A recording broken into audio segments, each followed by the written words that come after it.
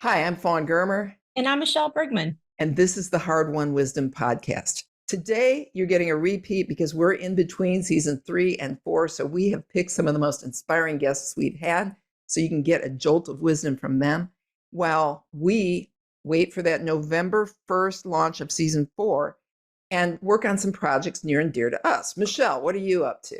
Well, at michellebrigman.com, I have created healthy lifestyle courses and classes to help executive women live more fabulous. And Fawn, what are you working on? Well, at fawngermer.com, you can book me as a keynote speaker with new efforts to show how to bring more adventure and balance and energy with positivity into your life because everybody's so dragging. And these are coping strategies. Just visit fawngermer.com and we will see you all November 1st because we've got really the mother load. Welcome to the Hard Won Wisdom Podcast with best-selling author Fawn Germer and corporate innovator Michelle Brigman. Come here weekly for career and life-changing conversations with some of today's most influential thought leaders, senior executives, and trailblazers who will share their mentoring wisdom. This podcast is brought to you by the Women's Leadership Network. So welcome, Kim. Hi, thank you. It's great to be here. Good to see you. You know, one thing I always have loved about you was that years ago when my cousin was up there in Minneapolis where you are, and you were at General Mills and he needed some job advice. And I wrote a note to you and you had him in your office the next day. I remember that. Well, who does that? I mean, seriously. We do. We all do. We all should. Right? We all should, but usually people will send as a favor, send the resume somewhere and it goes into a black hole. But you really did it. And that's one of the reasons I love you so much is you're so authentic and so smart and just so on top of your game now, even in retirement. And so the first thing we need to start with is the story of you as a successful corporate person who also found the way to have a whole life in the process. So tell us the story. Okay. Well, I don't want to ramble on with this. My story was really about sort of climbing the proverbial corporate ladder. And I was in marketing at General Mills and made my way through. I started in the late 80s. And my big, I'd say, roadblock in my career was in 1997. I was married, had been married for maybe 5 or 6 years, and I was told that I was unable to have children. And, at that point, that sort of was a problem because I'd always wanted to be a mother. And so I had a very successful career. My career was flying at that point. But like many women, it's something that I always sort of assumed would happen. And so I left work and took about a year off to try to figure out what we were going to do. And, my husband and I, go ahead.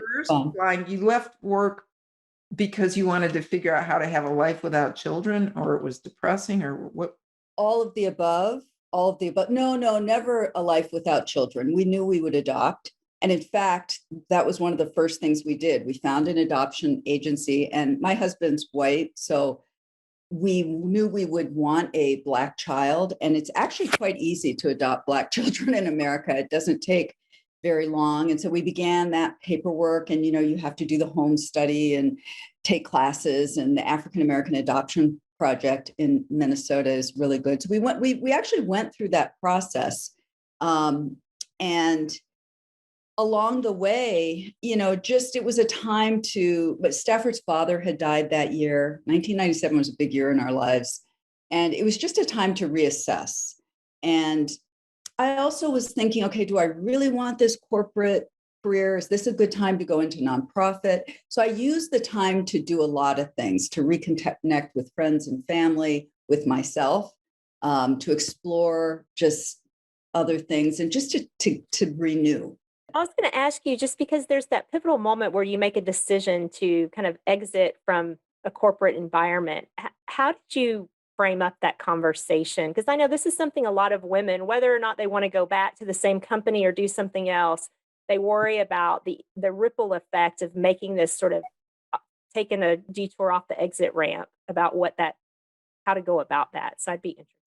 Yeah, and there's no easy way to do it. I was very lucky because I was working for a very enlightened company. General Mills just really handled me well, and all the way up to the CEO. And I did talk to the CEO, Steve Sanger, at the time, and he said exactly the right thing. I will never forget it. It's burned into my consciousness. But I told him, listen, he knew before the meeting, but I had to talk to him. And I said, look, I have a lot going on the personal front, and I just need some time. I'd like to take a year off. And the first thing he said to me was not, oh, well, we can't hold your job, or, when are you going to be back? First thing he said is, are you okay? And you know what happens when you're so, and of course the floodgates opened. It's just like the tears are streaming. I'm like, yes, I'm fine, because I just learned I couldn't have kids. And he said, Kim, you take the time you need, and we will be here on the other side. If every CEO in America knew that that's what you say when a woman comes to you and says, I've got some stuff going on I have to deal with, and you will get her undying loyalty. And that's how General Mills got mine. So anyway, long story short, we ended up being able to have kids. I have 2 girls, obviously, we've talked about the book. So, I was able to have children naturally. We did not end up adopting, although I've always wondered if we still should have adopted, because, we could have adopted. We were emotionally, mentally able and willing. But once you start having kids, your hands are so full. Well, do you think that you became pregnant because finally you didn't have the daily pressure of the corporate world that kept you from being in a more receptive physical condition? That's what my mom thinks. I think that's what my mom would say, and I had lived such a stressful job, these jobs are just big jobs, and they do produce a lot of stress. So that could have had something to do with it. I also, I happen to be sort of faith oriented. And that year I took off, I ran every single day. Winter, I got really fit. I was in the best shape of my life. And every day I would pray when I ran. And, they say you can ask for whatever you want. And that was the one thing I wanted. And, who knows why the universe conspired to make my dreams come true? I don't know. But we were blessed with our first child in 1999, 2 years later. So anyway, on went my career. So you asked about other women who are trying to figure out how to navigate and negotiate. My 2 cents was, there's kind of never a good time to break your career and go have kids or leave or do whatever. But one thing that helped me is I felt like I understood what mattered most to me. And I'm very professionally oriented, and it really matters a lot, but I knew it didn't matter the most to me. And so that helped me feel like, gee, I hope it all works. But if it doesn't, I'll be able to find a job. It's okay. This is more important. I've got to get this piece straight. So that's what I always tell people, is make sure you know what you care the most about, and you'll make the right decision for you. Well, it's great advice. And you think about, taking time to really reflect on what that is, because I think a lot of times, right, women are so busy juggling all of the things that they're busy reacting to the world that's in front of them, instead of pausing to listen and follow their heart or their intuition or whatever it is that says, these are the things that are priority. So it's interesting, just you were very connected to that, it sounds like, at an early age. Yeah. And I think it was just the shock of something so big that I always expected to happen in my life being taken away. That does make you step back a bit. So anyway, just one other little story on this, because I think this is a great story about women supporting women, which is a real through line in my experience, my career experience, my life experience.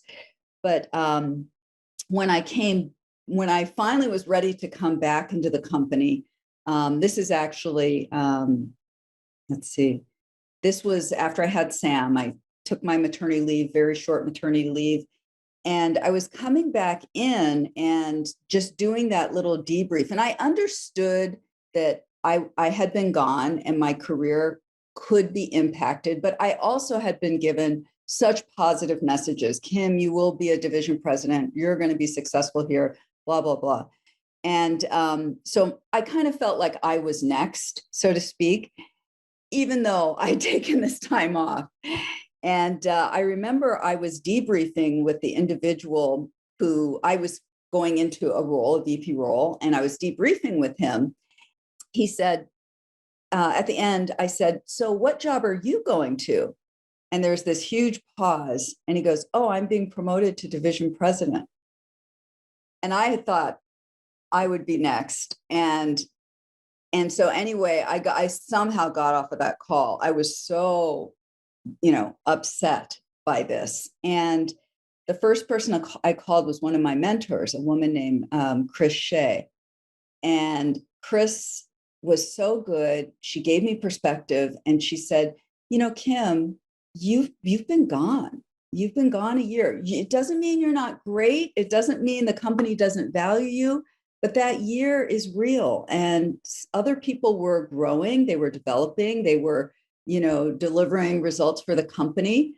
And so, you can't, everything has, these are puts and takes, and you should never regret the decision you made. You made it eyes wide open. Your time will still come, and that was the most important. I had felt like leaving the company right then, even after all they had done. So anyway, this thing that we can give one another perspective, empathy, and help each other navigate those little moments of, oh, I thought, and help us understand kind of the rules of the game. That's something I've always gotten from my mentors, and I've worked really hard to give to others. Do you think you would have gotten that kind of support if you were way down the food chain at the company? It's a good question. I think you build as you go, you build relationships as you go, and those relationships are stronger as you go because you've had more time with them. The more junior you are, you just haven't had as much time to get to know people. I know I counseled people all the time. Even when I was in the executive wing, I'd have people, very junior. So I think it just sort of depends. I mean, if somebody very junior said, hey, I got to figure out what I'm doing with my life, would they say, we'll be here for you? Well, some of it depends on your credibility in the company, meaning where are you? If you are a strong performer in a company and you are junior, that company will want to retain you. They've already invested to bring you in. They've probably relocated you. So they kind of want to make it work. And more these companies are figuring out that if you help women navigate and men, by the way, this is for men too. If you help people navigate the challenging pieces, you'll get your return and then some, because they'll stay with you, because they'll be so grateful that you understood they were actually a whole human being, not just a machine working for you. And so I think even as a junior person, if you're in good standing. Now, if you are not in good standing, no, I don't think the company will bend over backwards and, oh, we'll create this for you when you come back and so forth. I think some of it does depend on, how you're doing.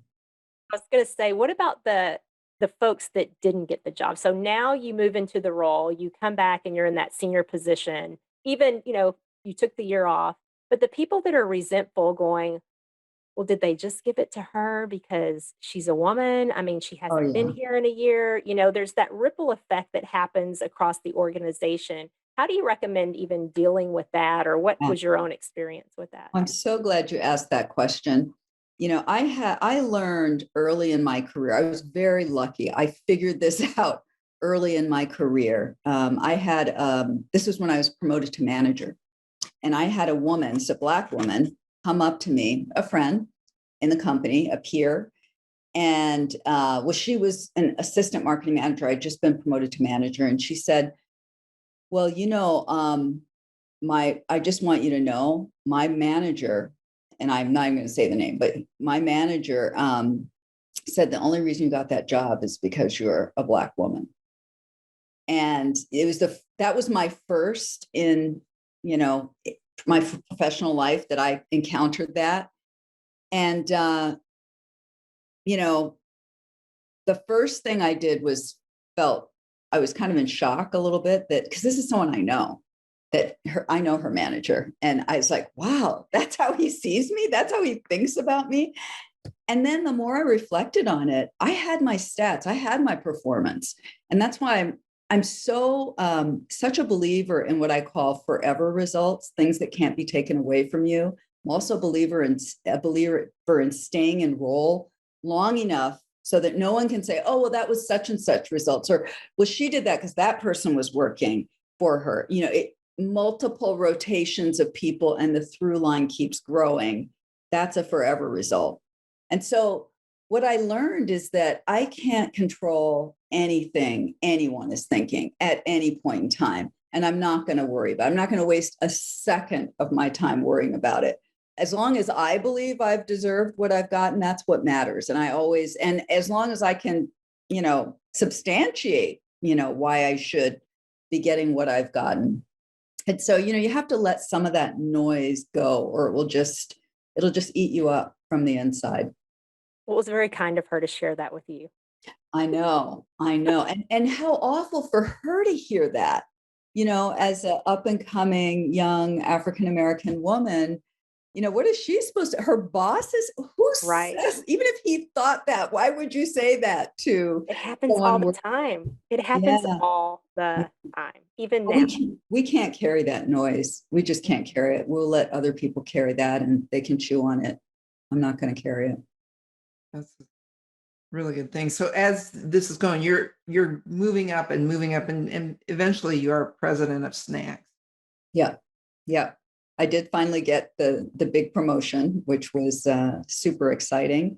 And I ran Snacks for about 6.5 years, had an amazing time, just had so much fun, had great results, double-digit revenue and profit growth, great climate scores. It was a fun division that everyone that works at General Mills has worked in cereal. That's kind of the joke at General Mills. Everybody is the product manager on Cheerios because nobody makes it up into the ranks without having worked on Cheerios. And I certainly paid my dues on Cheerios at every level as an assistant manager, as a manager, and then as a VP of that unit. But nobody knows anything about Snacks. Snacks was thought to be it's a more remote division, a newer division. And what I loved about it is we could do kind of whatever we wanted, and we grew it and we took risks and we had fun. And snacks by nature are fun, right? Snacking is, popcorn. Pop Secret was all about sitting in front of a movie on the couch with your girlfriend or your kids. I mean, that's fun, right? This isn't, anyway. Fruit snacks, that's something that kids like to eat. So snacks are a joyous occasion, and we just sort of rolled with that whole ethos. So loved my time in Snacks, and left Snacks after that 6.5-year period to go work on I basically left the operating arena, and the CEO approached me and asked if I would be interested in taking a job leading external relations. And this job was a promotion. I would be on the senior team, but I wouldn't be running a P&L. So I'd spent 22 years basically running P&Ls. And it was a big decision because, you probably aren't going to go back if you go that way. But it was an exciting role, lots of new things that were becoming important, like sustainability. Was just getting started at General Mills. I was personally very interested in sustainability. It was the policy piece, the government relations piece, the industry relations, the corporate brand and corporate communications internally and externally, the consumer relations, which was just, this is the beginning of, digitizing all. Remember, it used to be sort of the call center. Well, my time, the 7 years I was there, was all about bringing that into, the modern era, where we're able to listen seamlessly to consumers as they're talking about us digitally, and able to really leverage some of their insights to grow the businesses. And just a brave new world for marketing, really. So I took the job and never turned back. I loved that. Did that mean by taking it, that mean that you would never be CEO? Probably. But I'm not sure that was my aspiration. If I had wanted that, like, oh my goodness, that's my goal. I just want to be CEO. I just want to be CEO. I was kind of one of those people that I feel like I never had, the company had more aspiration for me. Others had more aspiration for me than I had for myself. I was always shocked whenever they promoted me. Like, surely there's someone else that would be better at this. And they're like, no, it's going to be you. And yeah, I think you're right, Fawn. I think that job was sort of knowing I probably wasn't going to do that. But that wasn't going to work anyway, because the person in the chief operator, the only role that's going to lead to CEO, there's only one role in that leadership team, and that in our company was the chief operating officer role. And that someone had just taken. So, I think what my choice would have been is to just stay and run another division and just do divisions. And a lot of people do that. A lot of people did that. But for me, I was excited about playing at that higher level and, being a part of some of the bigger decision making for the company's, growth strategies, not just a brand, and thinking about brand General Mills. How do we bring that brand to the fore? So it was the right decision for me. Well, I'd love to peel that back a little bit, because I Sure. know, again, there's a lot of women, and particularly that are faced with this decision where do I keep along the trajectory I've been in my career, or do I turn left and really tackle something new? And it's something that they don't have all of that wealth of knowledge. It's uncomfortable. It's scary. They worry about failure. We put all these pressures. So how do you advise someone on making that decision to find the courage to turn and go with it? What do they need to do to be successful in making that? Yeah. Well, I think all of these career decisions all rest on the same thing, which is knowing who you are and being confident that, none of these decisions are as make or break as we think they are. Honestly, I have so many peers, they've left companies, they've gone to different roles. It all works out. It feels like it at the time. You feel like, oh my goodness, if I take this turn, what's going to happen? It all works out. So you kind of have to know that you're going to be fine, and for me, it's always been about, I always said, I'm leaving this company the minute I'm no longer, there's nothing more for me to do. I'm not being challenged or learning. And you said it so well, Michelle, this was a job I didn't know how to do. I knew how to run a division. I could run another one. I knew that world.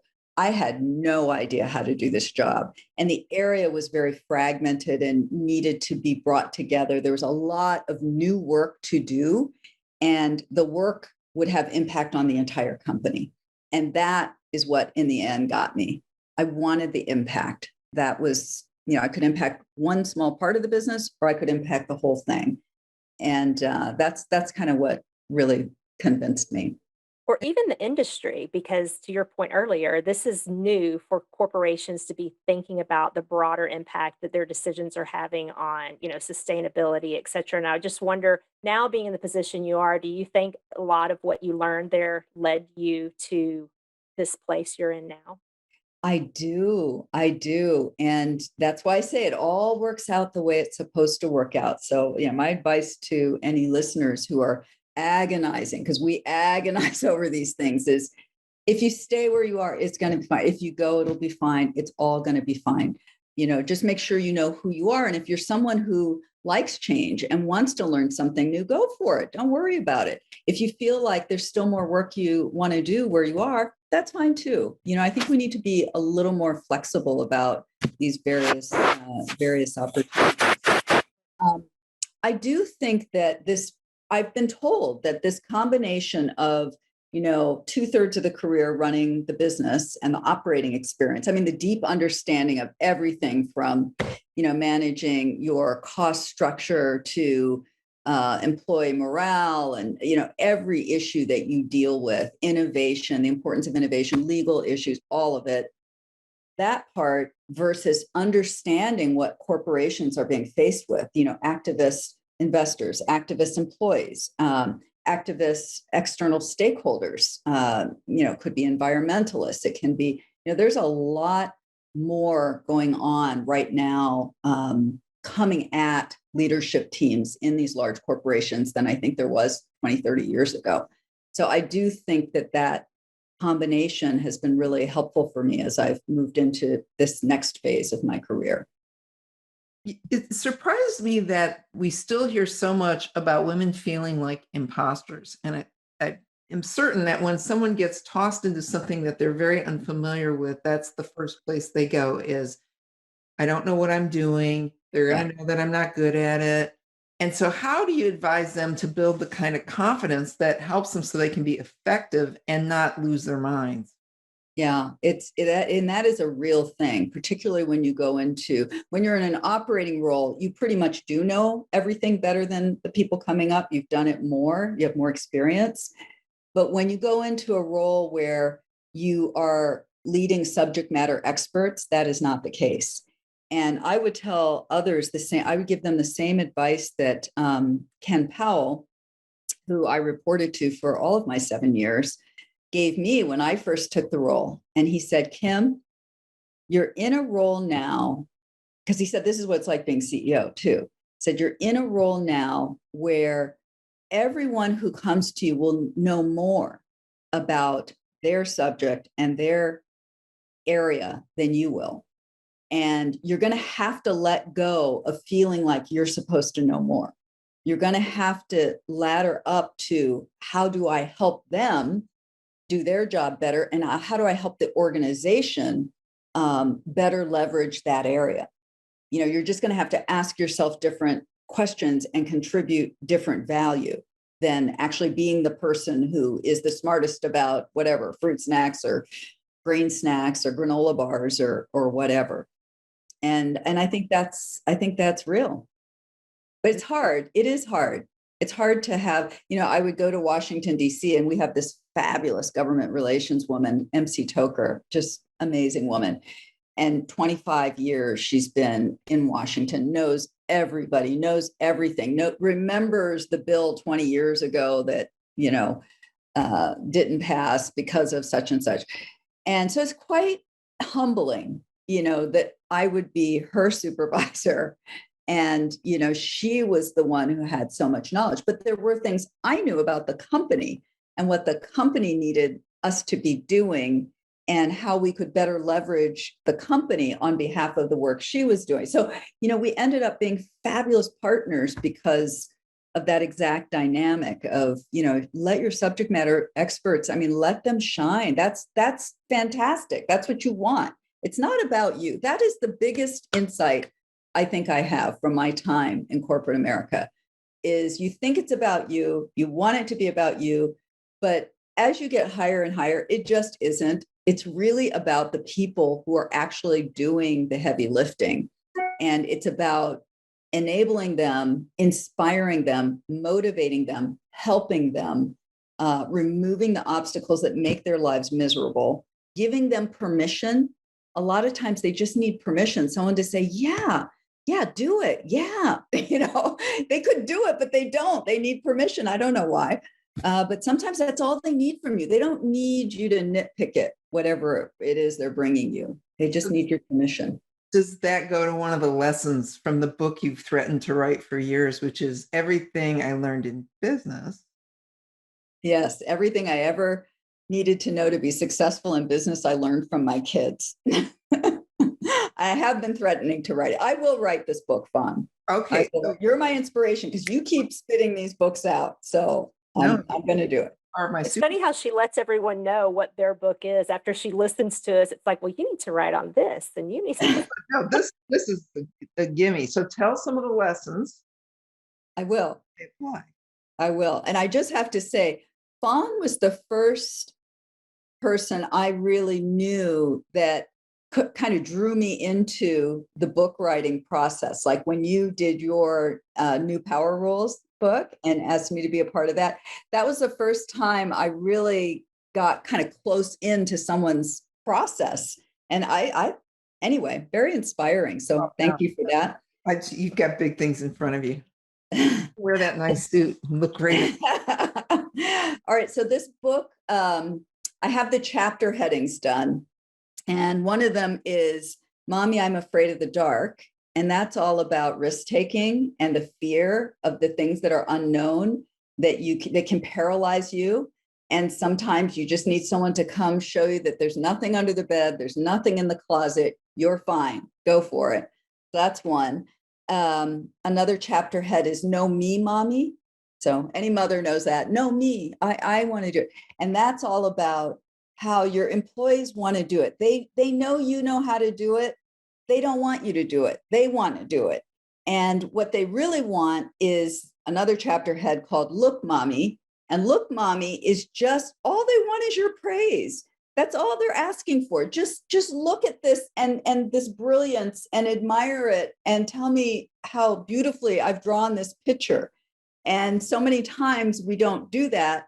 Instead, we say, but why is it blue? Horses aren't blue, and that's the same thing for your employees. Your employees really, a lot of times just need for you to say, great job. That is really well done. I just have to tell you, that was so beautifully done.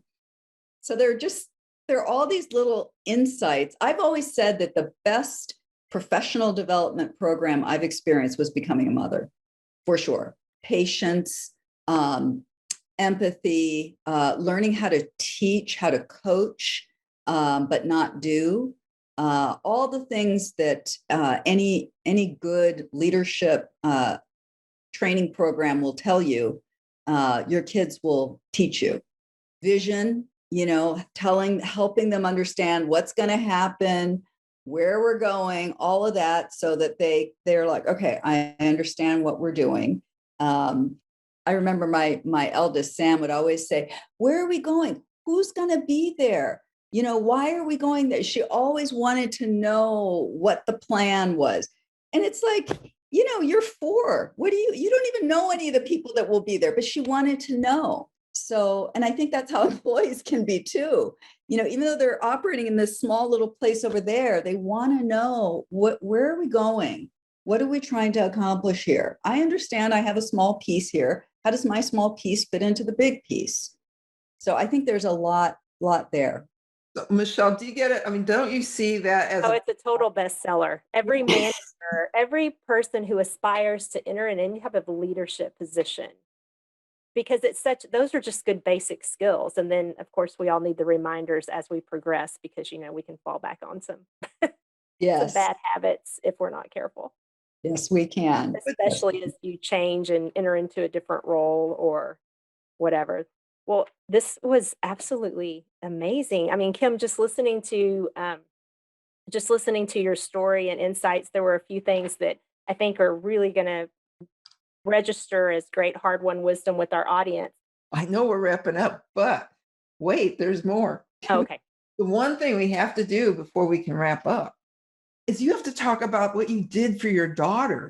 The daughter. Because hold it up for those who are watching. Book? Okay. Yes. Okay. So tell our audience that's listening what you're holding up. Show the ones that are watching, because this is a big deal.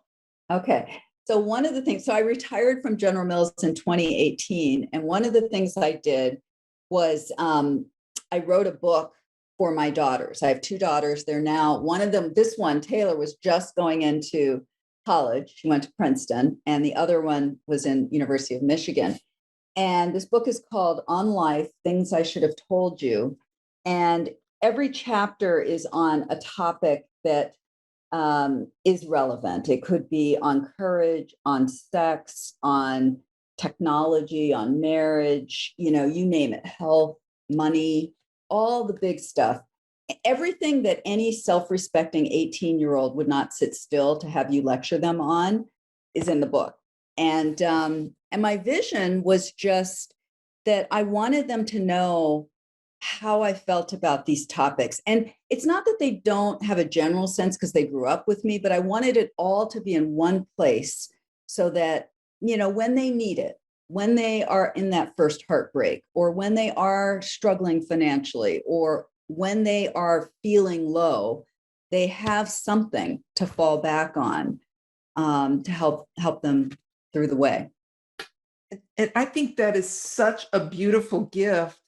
And I love that you're talking about it here, because anyone who has children can do this. The technology is there that they also can make beautiful books and affordably do this and actually publish this for your kids. Yes. And I said to Kim that the day will come when that's the most important thing they have left of her. Yeah. And because that's what mom's message was.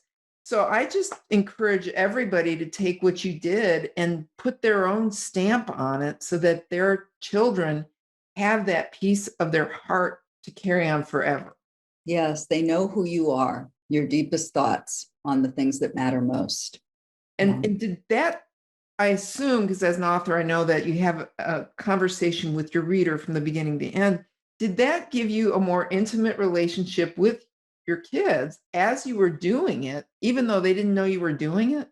It's a good thing to crystallize these things. I mean, I think it, if anything, gave me better clarity for myself to have to write it down. Like, why do I want to do a chapter on courage? I want to do this chapter because I think it's really important. And so it crystallized it for me. And then for my kids, I think they are, they're college students. I told you earlier, Fawn, my youngest read it cover to cover the night I gave it to her, so she's absorbed it. And I think she's going to use this and value it. I don't know. I think my oldest will too. She'll never tell me. That's okay. Any moms out there, girls will recognize those differences.